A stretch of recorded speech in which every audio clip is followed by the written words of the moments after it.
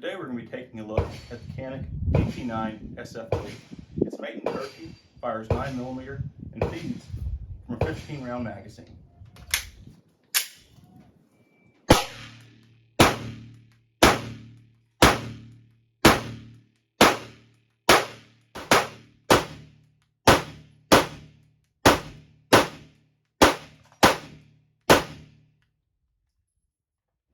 I'll fire a few rounds with only one hand, so you can maybe get an idea of how the trigger pull is. It breaks about 3.5 pounds, which is pretty nice.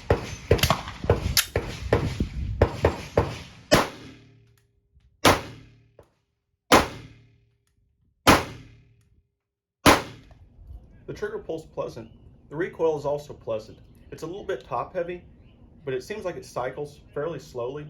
It makes it very comfortable. It's a little bit different recoil impulse than, say, a Glock 19 or something like that, where it feels like the slide is really moving back quickly. This has more of a gentle roll.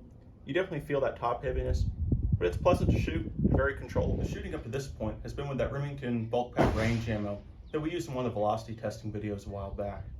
Let's try it with some of my reloads. These are a little bit lighter than most factory ammo, and so maybe it'll cause some problems with this big heavy slide. Let's see.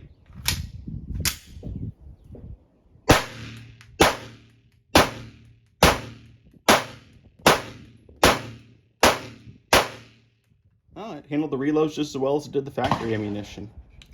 Overall, I'm pretty satisfied with the way it shoots. Have about 1,000 rounds to it, maybe a little bit more now. But those sights are pretty nice. Trigger at 3.5 pounds. Pleasant, good clean break to it. Ambidextrous slide stops, reversible mag kit, front and rear serrations, Picatinny rail and the dust cover. Pretty cool. Let's get this somewhere quieter though and look at all the accessories that it comes with. And we're back on the bench after what was a hot and humid kind of Gulf Coast day at the range. So nice to be back here in the air conditioning to take a closer look at this setup with you guys. First and foremost, since we are fresh off the range, let's go ahead and make sure that we're clear and being safe here. Magazine's empty. Chamber is clear. And our spare magazine here is also empty. Let's set the pistol out of the way for just a second and look at what you get with it. Of course, 2 magazines, 15 rounders, made by Metgar. Good quality mags, very similar in design to like a Beretta 92 or a SIG 226. Good engineering behind them, good manufacturing from Metgar. Nice that they give you 2 of them. I mean, pretty much ready to go right there. Nothing bad to say. Good quality mags. Little magazine loader tool like you get with a lot of things. Not the best. If you really needed something like this, probably better to get an Uplula. I don't find these very useful, but you get one if you don't have the technique down for stuffing them in by hand. You can use this if you needed to. Not really different than what most manufacturers include. I'd say the holster for a freebie that comes with a gun is actually fairly good. It's not great. I mean, this is not a high-end holster, but it's adequate. 2 pieces of thermomolded plastic, a couple little belt clip things, tensioning screw for your tension there.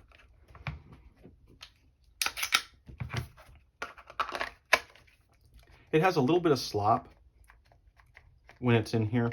It doesn't really snap in totally securely, but it does hold the pistol.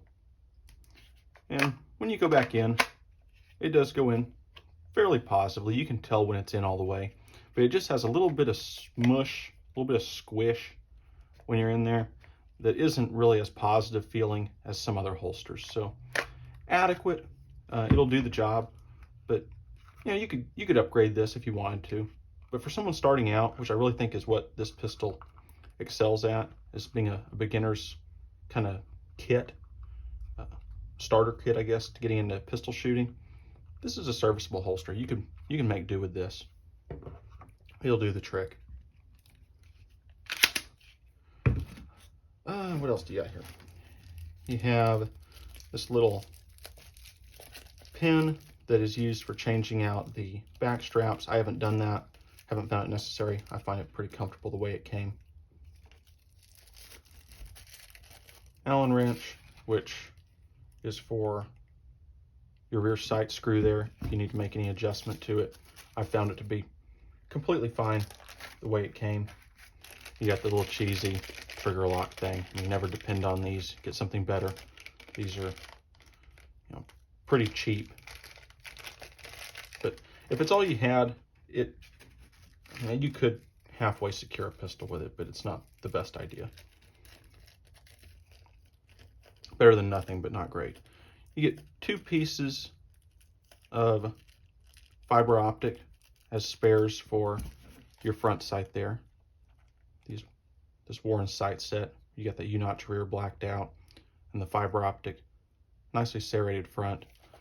I haven't had any problems with the one that came in it falling out. It's been good so far, but pretty nice and thoughtful that they include a couple pieces extra, because they do eventually fall out inevitably. Underneath this little foam piece here, you have your literature, manual and stuff like that.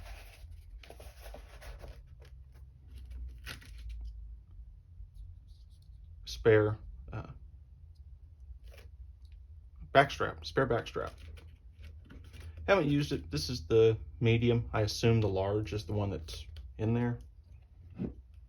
Take a look here and see if we can tell any difference. Yeah, they look about the same. I don't know. Haven't felt a need to change it. Seems like it handles fine as it is, so.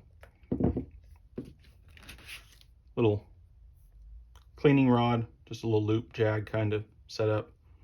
I'd say that's probably on par or better than what you get with most pistols. I actually like this brush quite a bit. I haven't used this particular one, but I've used this style of brush before. I always find it to be kind of nice. Just very convenient to do a quick scrub down the bore with like a rim oil or a CLP type solvent.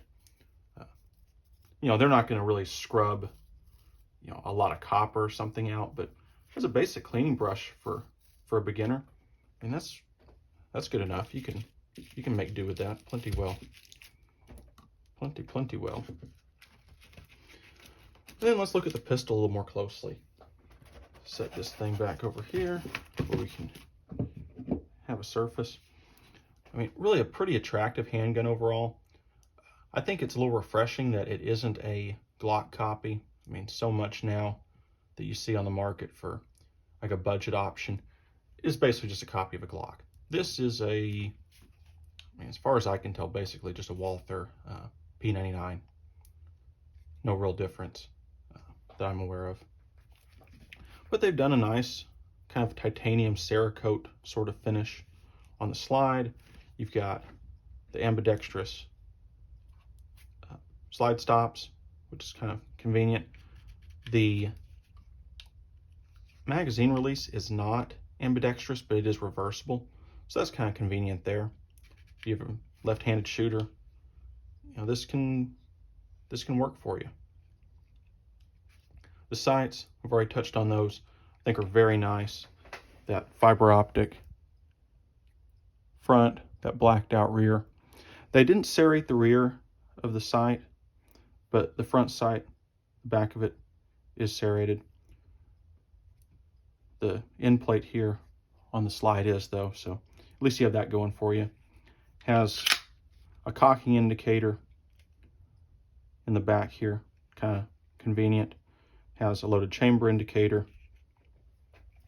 The trigger breaks at about 3.5 pounds.